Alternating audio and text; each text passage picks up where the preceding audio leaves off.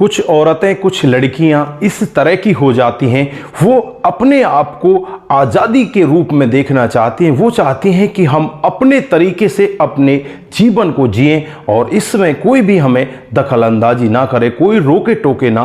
दोस्तों, इसी तरह की एक महिला होती है जिसकी एक व्यक्ति के साथ शादी हो जाती है। शादी होने के बाद भी वो किसी दूसरे मर्द के साथ अलग संबंधों में रहती है। यहाँ पर पति को इस सब के बारे में पता चलता है तो एक दिन ऐसा आ जाता है, पति को वो छोड़कर अलग रहने लगती है। वहाँ भी किसी दूसरे और मर्द के साथ वो अलग संबंधों में हो जाती है। उसके बाद जब यहाँ पर उस व्यक्ति के साथ ये रहने लगती है तो यहाँ पर भी उसे किसी तीसरे की चाहत होने लगती है। और फिर होता है यहाँ पर इतना बड़ा कांड कि जो ये महिला होती है 62 टुकड़ों में एक फ्रीज के अंदर बंद मिलती है। दोस्तों, क्या था पूरा मामला? अगर पूरी कहानी के बारे में आप लोग भी जानना चाहते हैं तो वीडियो को जरा सा भी स्किप ना करें, लास्ट तक वीडियो को जरूर देखें। दोस्तों, आगे बढ़ने से पहले हमारी वही रिक्वेस्ट कि जो हमारे चैनल के साथ नए हैं कृपया करके चैनल को फॉलो कर लें, बेल आइकन को जरूर प्रेस करें। नमस्कार, जय हिंद। आप देख रहे हैं APH न्यूज़ राहुल रावत के साथ। तो दोस्तों, ये हकीकत की जो घटना है ये बेंगलोर की है। यहाँ पर एक नेपाली परिवार जो पिछले 35 साल से बेंगलोर में ही रहता है, वो अपने बच्चों के साथ बड़े आराम से रहा करता है। परिवार में जो पति पत्नी होते हैं उनके 4 बच्चे होते हैं, जिनमें 2 बेटे होते हैं और 2 बेटियां जो जुड़वा होती हैं। बड़ी वाली बेटी का नाम लक्ष्मी रखा जाता है और छोटी वाली बेटी का नाम महालक्ष्मी रखा जाता है। दोस्तों, इनमें चंद सेकंडों का अंतर होता है। उसके बाद यहाँ पर ये धीरे धीरे करके बड़ी होने लगती हैं और 19 में जो यहाँ पर महालक्ष्मी होती है उसके लिए एक लड़का देख लिया जाता है और उसी के साथ इसकी शादी हो जाती है। जिस लड़के के साथ इसकी शादी होती है उसका नाम हेमंत दास होता है। दोस्तों, धीरे धीरे समय बीतने लगता है और इनको एक बेटी भी हो जाती है। कई बार यहाँ पर हेमंत दास की और इस महालक्ष्मी की लड़ाइयाँ होने लगती है, क्योंकि जो महालक्ष्मी का व्यवहार होता है वो अलग ही तरीके का होता है। वो एक लड़के के पास जाया करती जिसका नाम अशरफ होता है, जो हेयर ड्रेसर होता है, पीछे से वो उत्तराखंड का रहने वाला होता है। उसके साथ यहाँ पर ये संबंधों में हो जाती है। पति को इस सब के बारे में पता चल जाता है। पति उससे बार बार मना करने लगता है कि ये सब तुम मत करो, ये हमारे लिए, हमारे बच्ची के जीवन के लिए अच्छा नहीं होगा। लेकिन यहाँ पर वो एक भी बात नहीं सुनती, लगातार उसके इसी तरह के संबंधों में होती है। और कुछ दिन का समय और बीत जाता है। कुछ दिन के बाद वो एक और लड़के से इसी तरह की बातचीतों में हो जाती है। अब जो इसका पति होता है वो तो पहले ही परेशान था, अब जो बॉयफ्रेंड होता है अशरफ, वो भी परेशान होने लगता है। दोस्तों, धीरे धीरे इस तरह से समय आगे बढ़ता है। इन दोनों की लड़ाइयाँ आपस में इस तरह से आगे बढ़ने लगती हैं। सितंबर 2023 में ये अपने पति के घर को छोड़ देती है और बेंगलोर में ही एक कमरा किराए पर लेकर रहने लगती है। ये 3री मंजिल पर रहा करती है। अब माता पिता को इस सब के बारे में पता चलता है तो अब माता पिता यहाँ पर इनके जो 2 बेटे होते हैं, एक का नाम नरेश होता है, दूसरे का नाम अप्पू सिंह होता है। अप्पू सिंह को उसकी पत्नी के साथ, इसी के साथ रहने के लिए भेज देती है। अब यहाँ पर वो इन लोगों के साथ रहने लगती है। धीरे धीरे समय बीतने लगता है। एक मॉल के अंदर ये बेकरी की दुकान चलाया करती। वहाँ पर इसकी मुलाकात एक व्यक्ति के साथ और हो जाती है जिसका नाम मुक्ति रंजन रॉय होता है, जो यहाँ पर एक मैनेजर होता है। दोनों की मुलाकातें धीरे धीरे आगे बढ़ने लगती हैं और धीरे धीरे समय बीतने लगता है। मुक्ति रंजन राय बहुत ही पैसे वाला होता है, काफ़ी सारा पैसा इसके ऊपर खर्च किया करता। और यहाँ पर अब ये अपनी भाभी और भैया से परेशान होने लगती है कि हमें मिलने के लिए जगह, जो हमने कमरा ले रखा है वहाँ पर तो भैया भाभी पहले ही बैठे हुए हैं, उनके साथ ये लड़ाई दंगा करती है।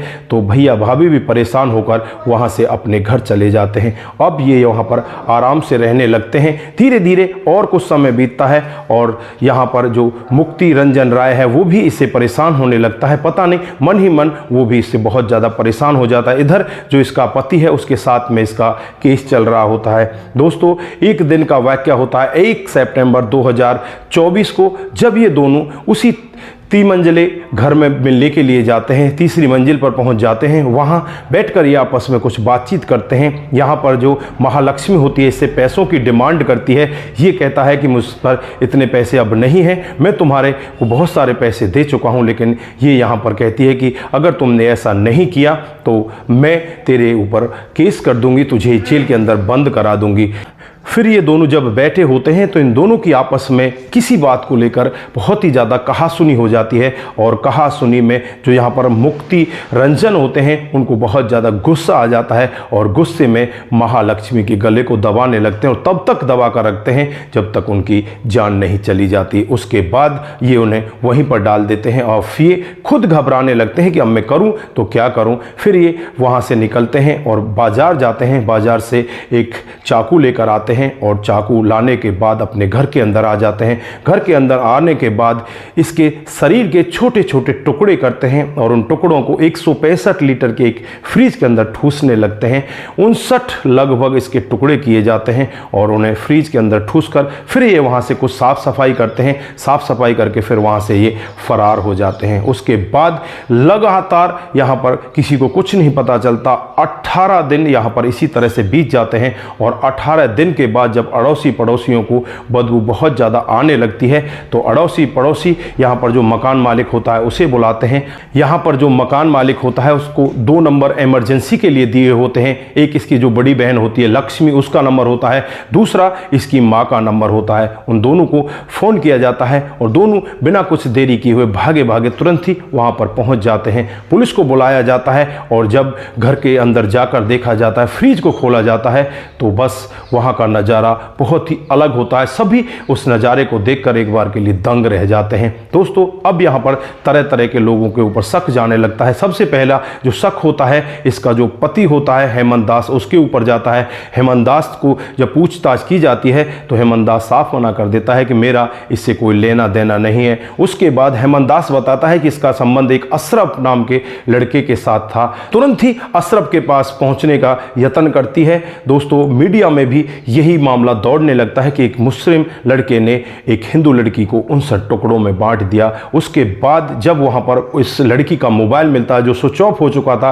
उसे खोलकर देखा जाता है तो उसमें एक और नाम आता है, एक और नंबर मिलता है जिसका नाम मुक्ति रंजन राय होता है। जब उस मुक्ति रंजन राय के बारे में पता किया जाता है तो वो वहां से भाग चुका होता है, वो वहां पर होता ही नहीं। दोस्तों मुक्ति रंजन राय अपने गांव जा चुका होता है। अपने गांव में वो अपनी माँ के पास पहुंचता है। वो बहुत ज़्यादा परेशान रहने लगता है। उसका एक भाई होता है, अपने भाई को पूरी कहानी डिटेल से बताता है कि इस तरह का एक मामला हो चुका है। भाई भी उससे कहता है कि ये तो बहुत ही गलत हो चुका है। अब वो मन ही मन सोचने लगता है और रात को ही एक 3 पेज का एक लेटर लिखता है। उस लेटर को अपने साथ रखता है और सुबह 4:30 पौने 5 बजे घर से स्कूटी उठाता है और स्कूटी उठाकर जंगल की तरफ चला जाता है। दोस्तों 1-1.5 घंटे के बाद ही खबर मिलती है कि उस व्यक्ति ने अपनी जान जंगल में ले ली है। दोस्तों जब पुलिस वहां पर पहुंचती है और जब पुलिस इस पूरे मामले को उस लेटर के जरिए समझती है तो पुलिस की भी समझ में आ जाता है